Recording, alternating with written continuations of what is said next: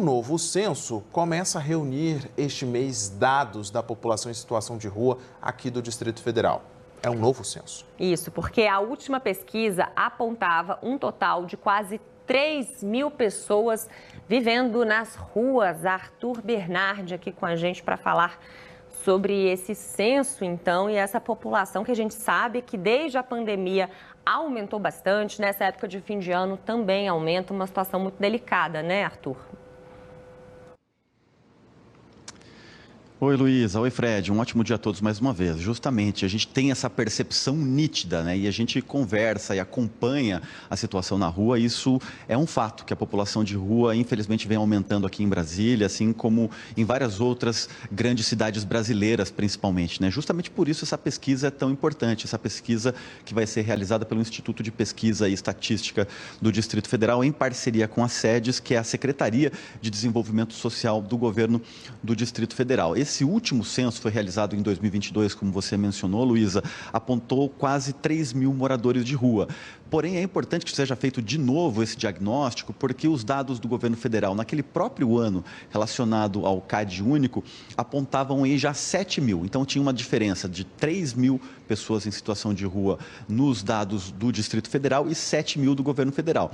Essa pesquisa em relação ao CAD único, esse acompanhamento, na verdade, a gente continua tendo ele, e no ano de 2024, por exemplo, ele chegou a mais de 8.600 pessoas em situação de rua. Ou seja, é importante que seja feita uma pesquisa bem minuciosa para que haja esse diagnóstico das pessoas em situação de rua, para que direcione essas políticas públicas. A gente sabe que é um assunto muito complexo, um problema difícil de resolver, mas que, tendo essa informação correta, a probabilidade de políticas públicas mais efetivas aumenta e muito. A gente vai ver agora mais detalhes na reportagem da Michele Mendes e daqui a pouquinho a gente volta com mais informações da pesquisa e também aqui com a Secretaria de Desenvolvimento Social. Vamos então acompanhar a reportagem. Estamos na L3 Norte, perto do Hospital Veterinário da UNB. Às margens da pista, muitas moradias improvisadas, com lonas e madeiras. Bicicletas são amarradas nas árvores e carrinhos de supermercado ficam no canteiro central. Em volta, lixo e material reciclável. Na tarde desta quinta-feira, uma mulher estendia roupas em um varal improvisado. A nossa equipe contou pelo menos 15 barracos. Já no centro de Taguatinga, ao lado da Praça do Relógio, colchões e objetos pessoais ficam na calçada. O mesmo acontece na QSA 24 de Taguatinga Sul. A marquise de uma igreja vira abrigo. Colchão, travesseiro e uma coberta ficam no chão. A Elienay trabalha ao lado e conta que o lugar é usado há 6 meses por um casal. Em geral, 2 pessoas moram aqui. À noite eles estão acordados, durante o dia, enfim, dormem. Raro não haver ninguém esse horário, porque quando eu venho para a escola eu sempre observo que tem alguém aqui. Os comerciantes da Avenida Central do Núcleo Bandeirante dizem que durante a noite as calçadas são tomadas por colchões.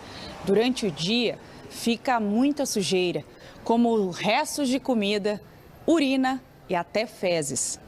Comerciantes que preferem não ser identificados dizem que já sofreram ameaças.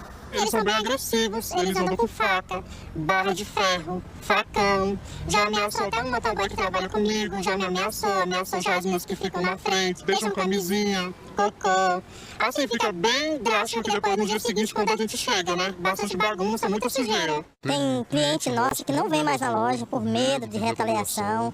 Tem vizinha que já saiu daqui, quer vender o apartamento, não consegue vender o apartamento por causa do pessoal de rua, que já discutiu, já ameaçaram ela diversas vezes. Agora, em janeiro, o Instituto de Pesquisa e Estatística do DF começa a coleta de dados do 2º Censo Distrital da População de Rua. A pesquisa é feita em parceria com a Secretaria de Desenvolvimento Social e mapeia o perfil e as necessidades dessas pessoas. O último censo foi feito em 2022 e mostrava um total de 2.938 pessoas em situação de rua. Mas naquele ano, o número registrado no CAD único era muito maior, mais que o dobro, 7.129 pessoas. Nos anos seguintes, aumentou ainda mais. 7.982 em 2023 e 8.621 em 2024.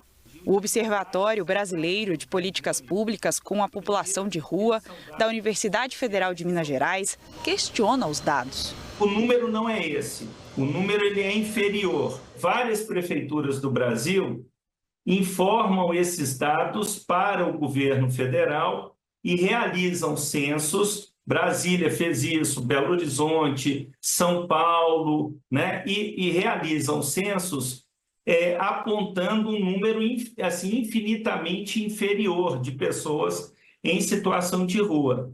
O número menor obtido pelo censo é o que a SEDES disse hoje que utiliza para traçar políticas públicas para esta população. Mas, segundo o observatório, o governo federal usa um número registrado pelo CadÚnico, aquele bem maior, como referência para calcular o valor do repasse de recursos públicos. Como que a administração pública informa algo, recebe por isso, entendeu? E trabalha com outro dado. Se o governo ele investe, entendeu? Ele destina um recurso indevido para uma determinada área, entendeu? Porque ele não é devidamente informado, sabe, sobre um determinado público, isso significa que uma parte do orçamento público está sendo comprometido. Para o coordenador do observatório, o DF ainda está longe de ter políticas públicas adequadas para a população de rua. Existem diversos países que avançaram na garantia de direitos da população em situação de rua no mundo, foram aqueles países que tiveram a moradia enquanto um carro-chefe estruturante de articulação das outras políticas públicas. Mas isso tem como ponto de partida os números, entendeu? Os dados corretos e os recursos públicos devidamente utilizados e aplicados são fundamentais para que isso tudo se realize. Por meio de nota, a Secretaria de Desenvolvimento Social informou que existe uma diferença de metodologia entre as pesquisas feitas aqui no Distrito Federal e esses dados do governo federal. Para a gente entender um pouco melhor essa situação, está aqui ao meu lado a secretária de Desenvolvimento Social, Ana Paula Marra. Bom dia, Ana Paula, tudo bem?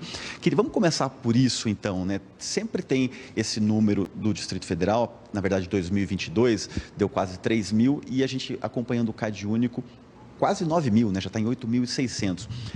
Só a metodologia daria para explicar isso ou há uma diferença entre os anos, né, desse dado do CadÚnico e 2022, a última pesquisa do IPDF? Bom dia. Bom dia a todos. Então, o que eu gosto de colocar é porque, com certeza, tanto que nós vamos fazer uma nova pesquisa agora em janeiro, esse número de pessoas em situação de rua aumentou aqui no Distrito Federal. Só que eu confio muito mais no dado da nossa pesquisa do IPDF do que nos dados do Cadastro Único. Por que eu digo isso? Porque o Cadastro Único é um sistema autodeclaratório. Então, qualquer pessoa que é atendida no nosso CRAS, ela pode chegar e dizer que é uma pessoa em situação de rua. E talvez ter uma casa, talvez morar em Lusiânia, talvez morar aqui no entorno. Então, assim, nós temos o dado do Cadastro Único que precisa ser atualizado a cada 2 anos. E, às vezes, muitas pessoas não atualizam. Então, ali no Cadastro Único pode ter uma pessoa que se declara uma pessoa em situação de rua e que já faleceu.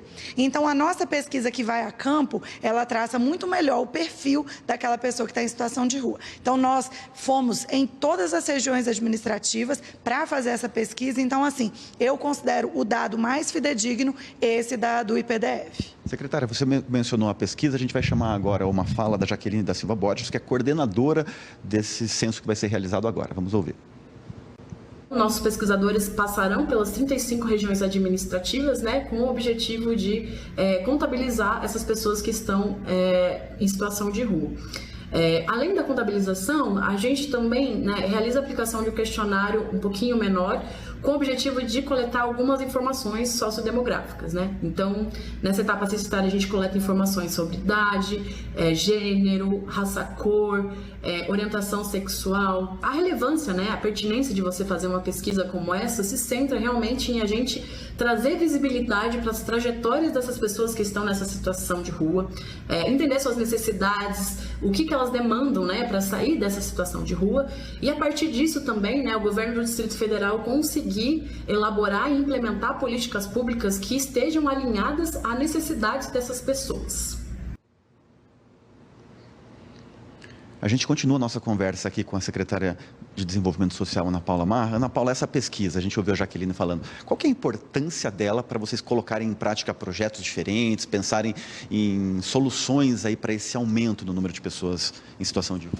Então, Arthur, antes da nossa primeira pesquisa, que foi feita em 2022, não se tinha nenhuma pesquisa institucional do governo do Distrito Federal em relação a esse assunto. Então, a gente pegava dados da UNB, do Observatório da UNB, ou dados do censo que outra universidade do Brasil fazia. Então, assim, a importância é que o governo do Distrito Federal faça essa pesquisa a cada 2 anos para a gente acompanhar, de fato, como que está a evolução do nosso serviço público. Então, com essa pesquisa, a gente traçando o perfil, eu digo, o motivo que cada um está em situação de rua, a gente consegue melhor oferecer o serviço público. Secretária, eu vou pedir para a gente rodar imagens aqui. Tem muita localidade de pessoas em situação de rua e tem também uma outra questão que eu gostaria de citar, que é dos restaurantes comunitários. Essa política pública tem ajudado? Como que vocês têm percebido os resultados em relação a isso? Então, eu falo que é impossível a gente colocar uma solução simples para questões tão complexas como são as pessoas em situação de rua. Nos restaurantes comunitários, nos 18,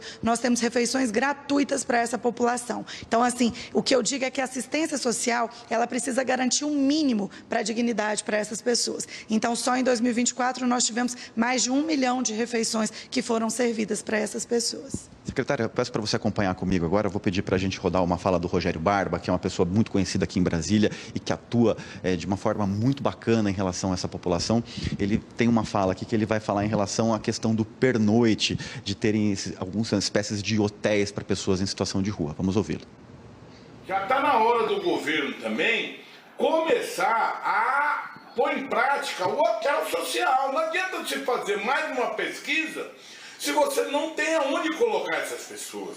Precisamos fiscalizar, está em cima. Por quê? Porque precisa bater os números. Através da quantidade da população que tem em situação de rua, é aquilo que o GDF vai investir. Só que os números precisam bater, porque o GDF fala que tem um número. O governo federal fala que tem um número maior pelo CadÚnico, que a pesquisa ela possa trazer políticas públicas para a população em situação de rua que tanto precisa. Secretário, Rogério Barba traça 2 pontos importantes. Uma em relação a essa diferença dos dados, que a gente já mencionou, e também sobre a questão do pernoite, que é uma política pública que, na opinião dele, seria muito importante. O que você tem a dizer sobre essas 2 coisas? Eu concordo plenamente com o Barba em relação a essa política pública do pernoite para pessoas em situação de rua e, por isso, nós estamos implementando. Então, no ano passado, a gente lançou o edital de chamamento público para contratar as entidades que vão executar esse serviço e eu acredito aí que ainda nesse primeiro semestre nós teremos 2 pernoites, um na região mais central, outro um pouquinho mais afastado para atender outras regiões administrativas. Secretária, rapidamente, nosso tempinho já acabou, mas quando que conclui a pesquisa, essa pesquisa do IPDF? A pesquisa, geralmente, são 2 meses que a gente vai a campo. Então, a gente tem um resultado aí também nesse primeiro semestre e a gente passa para vocês os dados. Tá certo. Secretária, agradeço a sua participação com a gente aqui no Bom Dia DF. Fred Ferreira, Luísa Doyle, voltam vocês.